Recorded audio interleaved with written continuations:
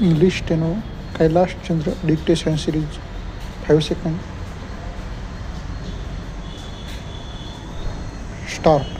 First of all, I would like to say that I have been an admirer of the Indian Railways for its critical support to the life and living of the people in the country.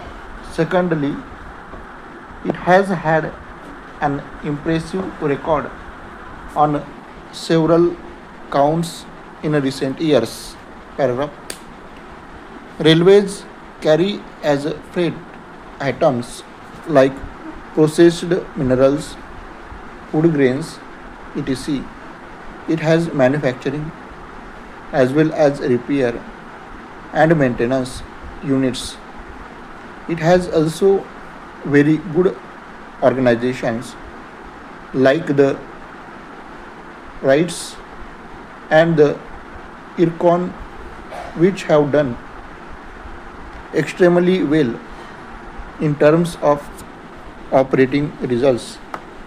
In this connection, let me compliment the Honorable Minister for this his very bold confession on the day he took charge that he was taking charge of the railways in a very good condition. Paragraph.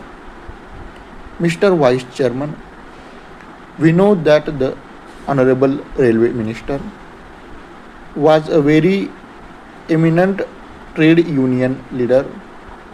Particularly, he was a union leader in the railway industry itself. Perhaps this switch over to the other side of the fence, though agonizing, is a challenge to him, and I am sure he is getting the feel of the challenge and measuring up to it. Paragraph.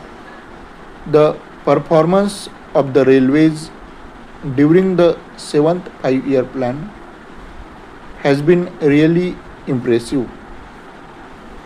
It has generated rupees 527 crores of surplus, reduced the deferred dividend, and it has reduced its dependence on the general budget. It is of the order of only 41% now. It has also successfully resorted to the instruments of internal resource generation and external resource mobilization from the market. Paragraph. Modernization of workshops, renewal of tracks and coaches as well as rolling stocks have been high on the agenda, and most of these have been met with a general degree of satisfaction. Computerization of passenger services has been a very welcome thing, and a large part of the general public is enjoying its fruits. I do realize the problem of resources and the other kind of things which the Honorable Minister had raised, for example, how it is going to affect the job prospects, etc. But, sir, the fact remains that the railways have to earn the confidence and the support of the commercial clients. The commercial clients depends primarily on the quality of a freight service offered by the railways. As far as the freight service is concerned, railways have a commercial problem. They are competing with the truck industry. The railway freight service is mainly dependent on the quality of a service provided by the railways, the cost and the time involved in that context paragraph. Of course, we realize that the truck industry is energy deficient and it is very costly. But in the final analysis, it is the consumer who has to bear the cost. The business and industry could care less whether the goods are carried by a cheaper mode of transport like the railways or a costlier mode, namely by trucks. However, in this, the economy as a whole gets hurt. Particularly, the railways are likely to lose in terms of the freight traffic offered. Paragraph. I see a reference made in the Honorable Minister's statement in regard to the thrust in the next plan. We realize that it would require more resources and more than that, much more efficient management and support from the entire group of railway employees at all levels. It is important that railway employees should be enthusiasts and involved, and one does not get them involvement by simply exhorting them, wishing them to do a better job, but through suitable instruments of management. Certainly, railways require much more capable leaderships at all levels. We have a very dynamic railway minister. I have respect for individual members of the senior railway staff.